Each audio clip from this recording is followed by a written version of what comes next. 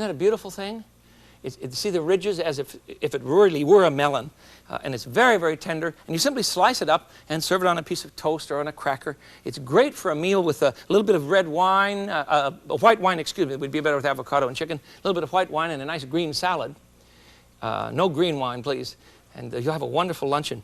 Michael, one of my assistants, loves to do flowers. I'm not any good at this at all, but these little carrot flowers that he made are fascinating. You simply cut the end of a carrot, and you can have an enjoyable time with them, you see? Aren't they fascinating? See how this is cut? He cuts down, down, down, turns it on, and then chips it off the end of the carrot, and he has a lovely dish. All right, let's put this one out, and we'll go on to another one. I've got to wash out my food processor in order to make another one for you from Nellie Campbell in Tacoma, Washington. Nellie's very French, and she had me over for dinner a few nights ago, and the dish that she served was a salmon mousse, and it was so delicious that I begged her for the recipe, and she said that she couldn't give me the recipe because she hadn't translated it yet in French, you see. It was all in French. So finally she translated the recipe for me, and you know what it was? All in centiliters. So then I had to translate the recipe again. And now I have it ready for you, and you'll love it. If you like salmon, this is great. If you don't like salmon, you'll still love it. And I'm even going to use canned salmon. In Seattle or Tacoma, where I live, that's a mark of a heretical character. That's a plot, you see. You would never use canned salmon, but here we're going to. I have one can, a 15-ounce can of red sockeye salmon, or you can use two 7-ounce cans. I don't know what your market has. The only thing you must watch for, there's a bone in here somewhere. Here it is. No, that's not it. There it is. Got it. Let's see if there's the rest of it here. No, that's the rest. The big bones. I'm not worried about the little stuff. Those will just grind up nicely. Okay. I think I have it. All right, so one 15-ounce can or two 7-ounce cans, whichever you like, into the food processor. And we'll grind all of it up. We're making mousses, you see, that needs to be very, very finely ground. So in we go with the salmon. This is very, very simple. And on our, this time for our gelatin, we're going to use 3/4 of a cup of clam juice. 3/4 of a cup of clam juice. 3/4, and 2 envelopes of gelatin. I'm not going to take time to open those up and put them in, but you understand. Warm the clam juice and the gelatin on the stove, and then you also need to add a little bit of wine in this one, I think. Let's see, where does it go? Nope, that's the next one. Sorry about that. Okay, so we have 3/4 of a cup of clam juice and the 2 envelopes. Stir them up. See, melt it. Remember, it's got to get warm. That goes into the food processor along with your salmon. And now we will add 6 flat anchovy fillets. These are little bitty ones, you see. Not the great big anchovies, but regular canned anchovies, flat ones. We want to add 6. In they go. That's about 4, something like that. That's about 6. That's enough. That's enough. And now then, we need to add to that some capers. Capers are those wonderful little seeds that smell, to me, something like nasturtiums. Nasturtium flowers, you see. Okay, there we go. A couple of green onions chopped.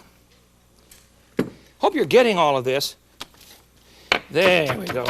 Don't worry about chopping it up too fine because the machine will grind it easily. In they go. You ready? All right. 2 green onions. Now we need to add the juice from half a lemon and some fresh dill. Or you can use dried dill. It's up to you. I don't really care. I like the fresh better myself if you can find it. I don't even see mine. Well, then we'll use dry. I don't even see my fresh dill. What'd you guys do with it? I have so many people helping me at the last minute around here that things come on and then go off. We'll use some dried dill then, all right? There we go. Put in about a teaspoon if you're using dried, or about a tablespoon if you're using fresh. It'll be much better that way. And 8 drops of Tabasco. 8 drops. 1, 2, nothing's happening. Put in some glurgs. Depends on how hot you like this sort of thing. I love Tabasco. Now we'll grind that up, and then we're going to add at the end some sour cream. About 1 3/4 cups of sour cream. This will take just a minute. But we want to grind all of this up first. Make it nice and smooth. Then we'll add the sour cream. All right? You see how simple this stuff is? And you can have a field day with it. It's so delicious. There we go. Boy, don't you hate easy open cartons and easy open jars? Or those child-proof jars. I always have one of my little kids come and open it up for me. I can't get into them. If it says easy to open, I know I'm in trouble. I'm not very smart, I guess.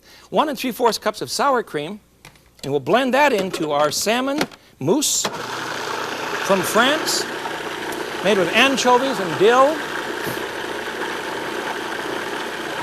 A little bit of caper, and of course the clam juice in which you dissolve the gelatin. Now, the mold that we're going to use for that one, let me see if I can remember. Oh, I do. I remember now. It's right here. This mold has little ridges so that you can place little sliced things like sliced carrots. You see the little sliced carrots or olives? We put olives in this one.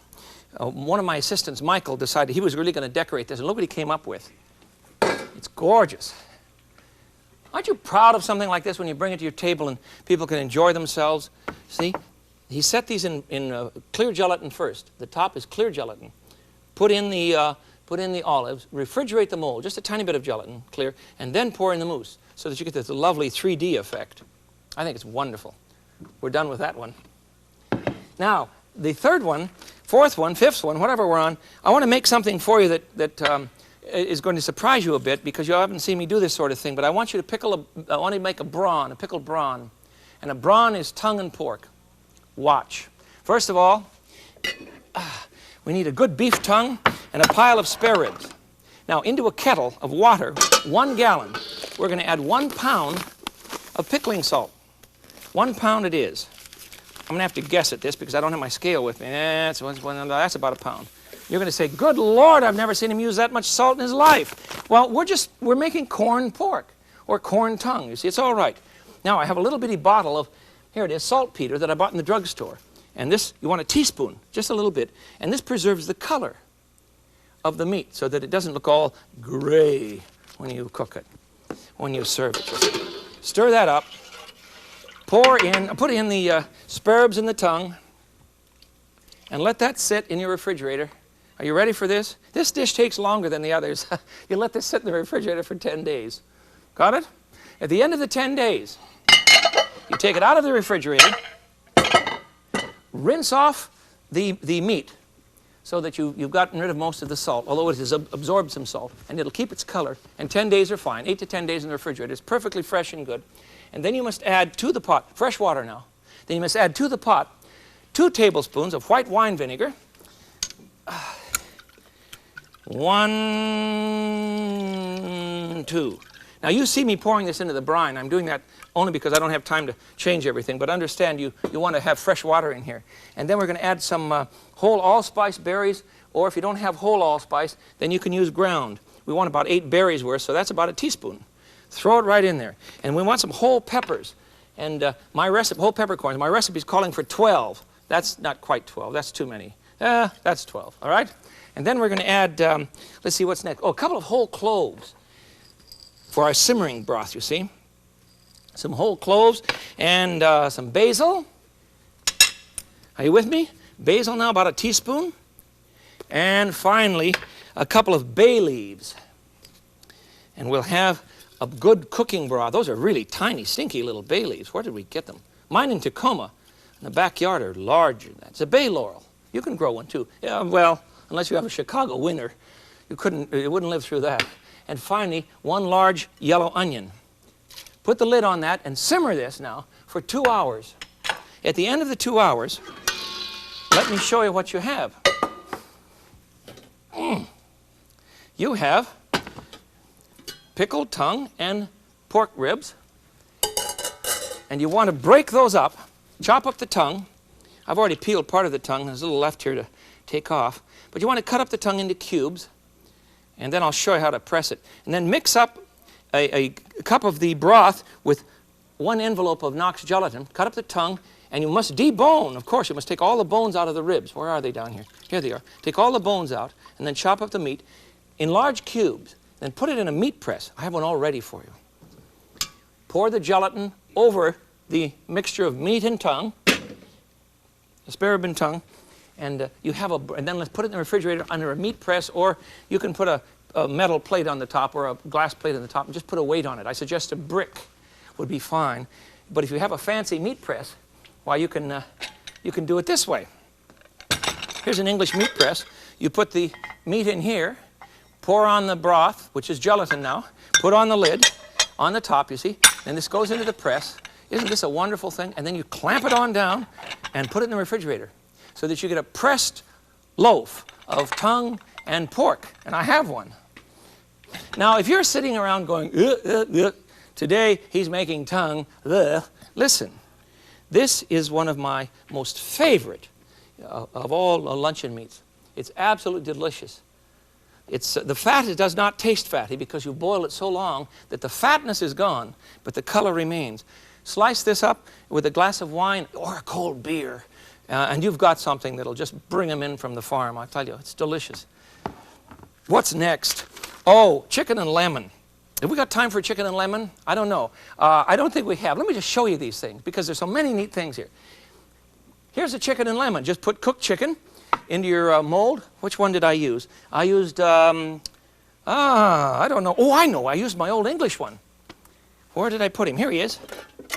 Use this Old English one to get a chicken and lemon, just lemon juice along with your stock and the envelope of gelatin and chicken so that you can slice this up. It's simply cold chicken and gelatin, but it has a wonderful flavor and it's great for entertaining.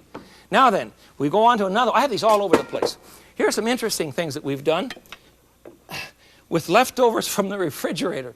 I swear to God that I just cleaned things out of the refrigerator the other day, mixed them up in a bowl with some gelatin, and we put some mushrooms in the mold with them, and away we go. It's chopped pork and chopped Italian sausage, a little bit of sour cream. It makes a wonderful luncheon loaf. And finally, the ice cream that I promised you. I think we're to that. Yes, we are. Let me get it out of the refrigerator, out of the freezer, really. I've packed the mold. Here it is. Oh, boy, that's cold. Let's hope I can get this out, huh? If not, well, we'll see. We'll just see. There it is. It'll sit for just a second in hot water, and then we'll take it out of the mold. I hope. That should do us. One more second here. The point behind molded meals, you see, are to, one, convenience for you, of course, but secondly, and most importantly, they're very attractive, and you'll have a good time with them. Let's see if I can get this out now. Get the water off of it. We don't want that on our plate. And out it comes. We'll see. Come on, please come out. Tune in next week for our next exciting episode of The Molded Meal. Today, I have tried to prepare for you. Everything else came out.